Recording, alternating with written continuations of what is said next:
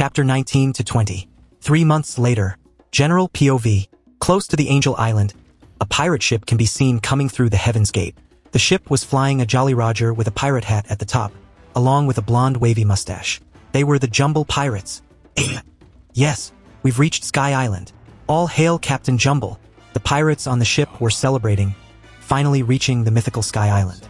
While the crewmates were celebrating, their captain, the Great Jumble, was sitting on a chair. He is a short, middle-aged man with a blonde mustache similar to GOL. Déroger. He has a confident smile on his face while looking at his crewmates, as he was drinking wine. Asterisk gulp, asterisk gulp gulp. Bam! Drinking the whole bottle in one go, he put it down on the table hard. Gah, that was good. Burping and wiping his lips, he stood up, revealing his short build. Ha ha ha. Then he released a weird laugh. Who would have thought there is an island in the sky? I'm sure even Gold Roger doesn't know that, he said as he hit his chest in pride. King of the pirates. Fuck that. I'm gonna be a god who lives in the sky. Ha ha ha. From his words, he proved to be a guy who was too ambitious but didn't have anything to back them up. Not even his height. Captain, suddenly a crewmate shouted. I see something strange coming towards us, he said as he looked ahead of him with binoculars. Ha! Jumble groaned. Here, let me see. Snatching the binoculars, Jumble also saw the little human figure coming towards them at a great speed, as he aimed his bazooka towards them. What? Hey, something is strange, Jumble shouted. However, before he could react, like enchanting a spell, the seemingly 10 years old boy shouted, Kamha. Jumble didn't know what's gonna happen, yet his body automatically gulped in fright. Ashi. He shouted towards his crewmates. Something is not right. Shift the sail. They only saw their captain in such a hurry only when something bad was about to happen, so they quickly started to do as he said. However, before they could do so, a blue light blinded their eyes. Mihi Hareya. Asterisk boom, asterisk. With an explosion, Jumble Pirate's ship got wrecked. A few hours later, Shah. Currently, Amon was riding a shooter and heading towards his hideout in the upper yard. He was carrying many kinds of foods on him, along with a very special item he got from the Jumble Pirates. Skating in the sea, Amon's thoughts started to wander. Ignoring the strange name, they were pretty strong. My left arm is even bleeding because of them, he thought, looking at his arm, which he already bandaged. Soon he reached the upper yard. Then, jumping on the earth in front of him, he took off his shooters. He liked to enjoy the feeling of soil on his foot sometimes. After that, walking for a few minutes, while avoiding the occasional patrols of God's militia, he finally reached his destination. It was a big and old tree just like most of the trees around. However, except Amon, nobody knew that this was a secret entrance to one of the parts of the buried City of Gold. Even the god, Gonfall, didn't know, since the gods don't really care to explore this giant upper yard. After walking through the hidden entrance for another few minutes, he finally reached the shining golden city of Shandora. For a few seconds, he just kept looking at the gold. Then, holding back his greed, Amon then went inside an ancient golden house. As a smile bloomed on Amon's face as he looked around the room. This is the house where he keeps his loots. Just as I left it. He felt satisfied seeing all the loot he got from the few pirate ships he wrecked in his life. There was gold, belly, swords, handguns, shotguns, and other blue sea weaponries. But most importantly, there was his small collection of sea prism stone.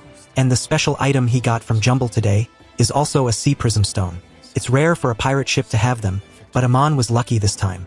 However, it's pretty small junk, only around 10 grams. Still, along with the previous ones, now he has around 70 G of sea prism. Obviously, considering possible emergencies, he also kept a particle of it with him all the time. And since the tribe also has its own sea prism stone collection, Amon didn't have to worry about anything. Amon then placed the important things here, while keeping the things that the tribe can use on him. Then Amon got up. Well, everything's done, he said.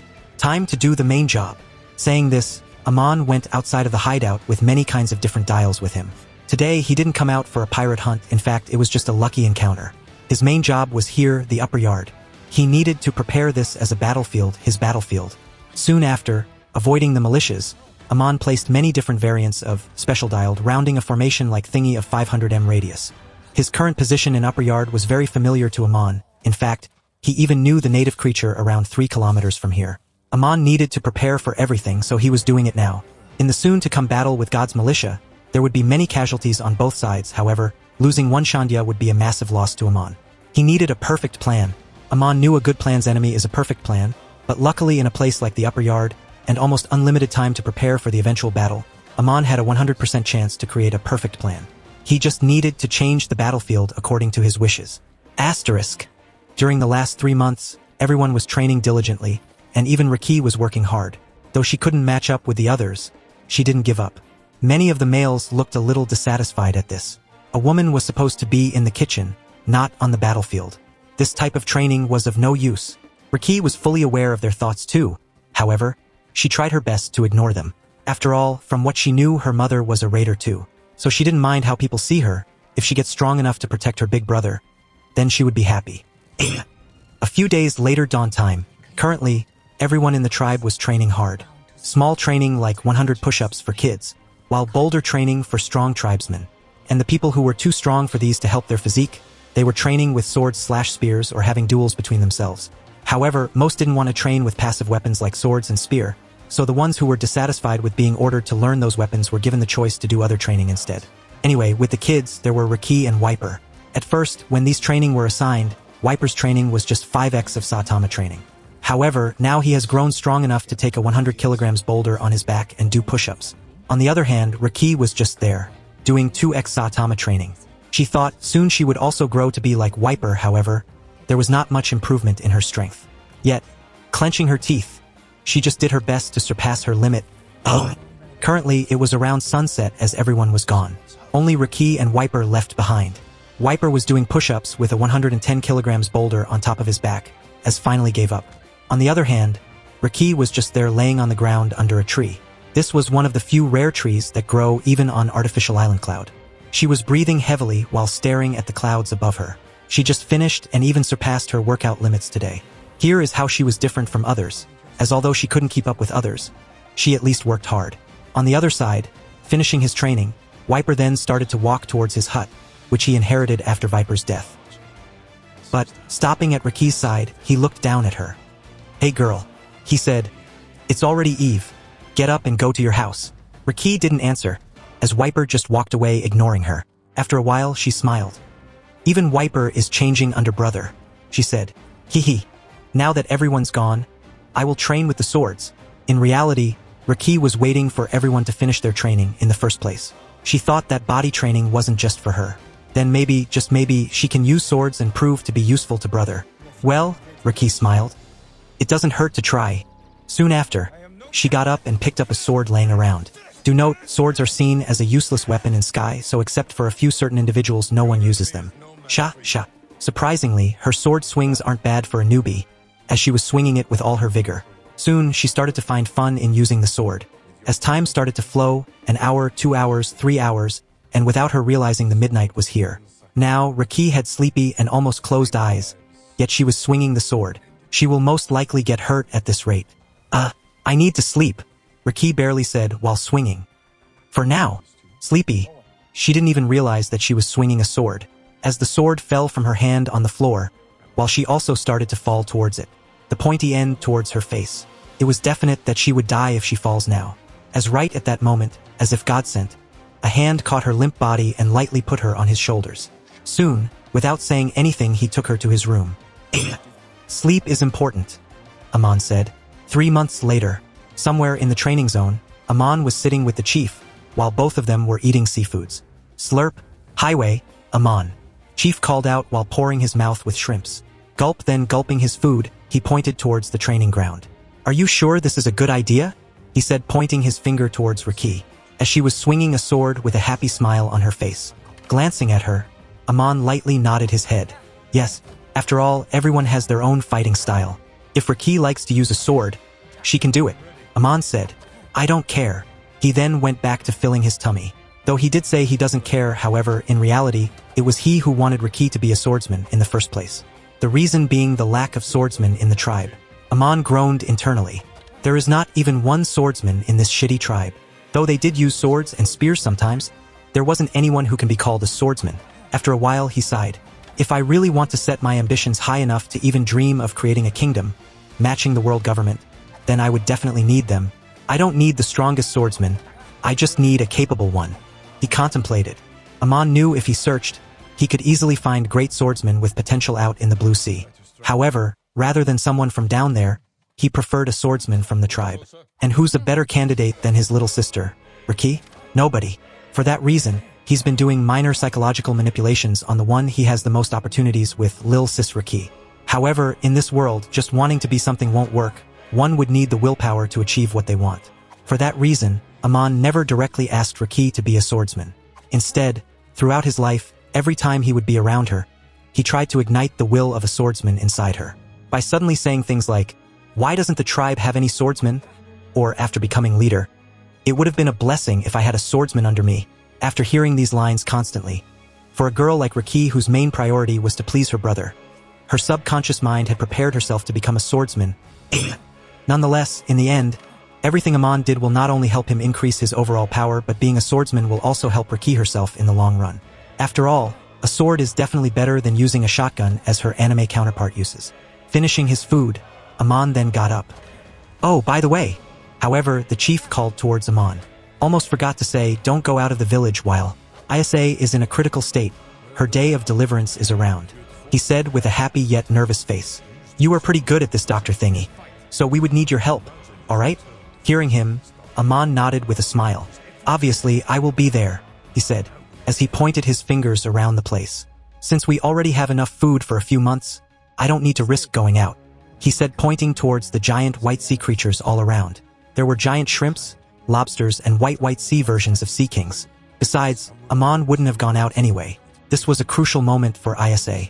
Not only the child, but he didn't want Isa to die herself without any prior reason. Although in canon she was completely fine after birth, Amon didn't have enough trust in the butterfly. So, instead of risking big stuff like this, I'll just stay here and learn ancient languages, he said as he looked at the chief. Well, Amon shrugged. Then I will go and give some pointers to Riki, Amon said, pointing towards Riki, as he then walked towards her. Though he wasn't any swordsman, he did train with swords a little, actually very little. And the reason he didn't seem to fight with a sword is mostly because swords are pretty useless against sky combat. Only when he might reach a level of post-Alabasta Zoro would he confidently fight with a sword in the sky.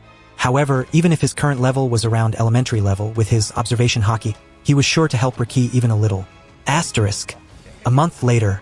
Ugh, I'm so worried, Bob said as he walked back and forth in front of his house.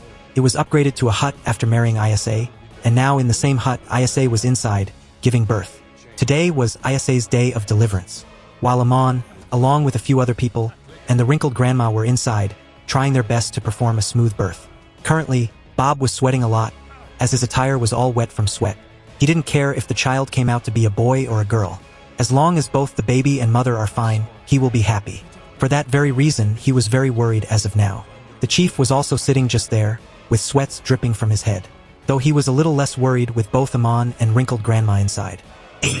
Inside the hut, Amon was standing beside Isa, comforting her, while the others were trying their best for a successful birth. Yes, now slightly left, Amon said towards the wrinkled lady who was the MVP here and was acting as the midwife. He was giving instructions using his observation haki. Although he did have medical knowledge surpassing everyone in this small and backwater tribe, he didn't have much experience in helping in birth. So not wanting to take any risks, he let the experienced ones do this, while he just helped them with his haki. Oh! Sa was screaming in pain, as Amon was trying to calm her down. Droplets of sweat were forming and dripping from his head every now and then.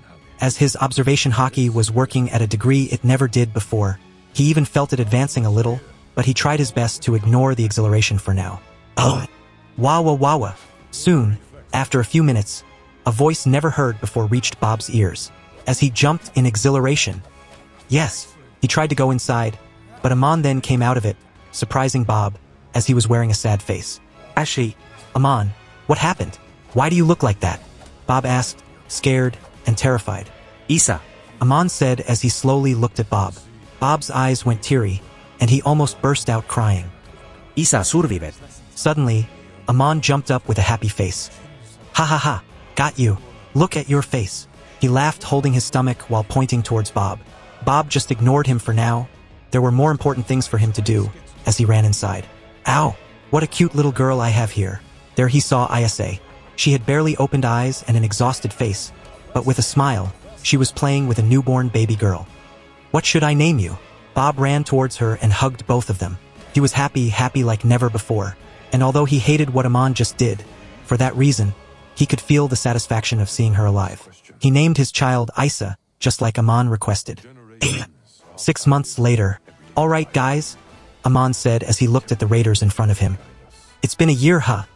He released a chuckle as the raiders showed confusion. A year ago, we had 25 raiders in our team, right? Hearing him, the raiders nodded with a smile. Then he pointed his fingers towards them. Now, after a year, we have 70 raiders. Isn't that a lot of improvement? Ha ha ha. Amon laughed, seeing his little army stronger than ever. After Amon's leader's decree, everyone lost their title of raider and warrior as a whole. But as time passed and tribesmen challenged Amon to get their ranks back, soon the people were recognized as warriors again, and some civilians even gathered enough strength to be called raider. Laughing for a while, Amon calmed down. Anyway, Amon said, going back to his professional self. Now that it's been a year, we are now 70 raider, consisting of 64 males and 6 females. That's a lot, and truth be told, I'm impressed. Hearing him, the raiders laughed lightheartedly. Everyone liked to be praised, and they themselves knew their improvements were praiseworthy too. Amon really was a little fascinated seeing how much people can grow in a single year. Yet he also was a little disappointed, as currently there were 140 people in the tribe. Ignoring the children, there were 120 people who Amon expected to be strong enough to become raiders. However, it didn't happen. Such a big disappointment. Amon sighed internally. Still, it was better than nothing, as he smiled proudly. Then he opened his mouth.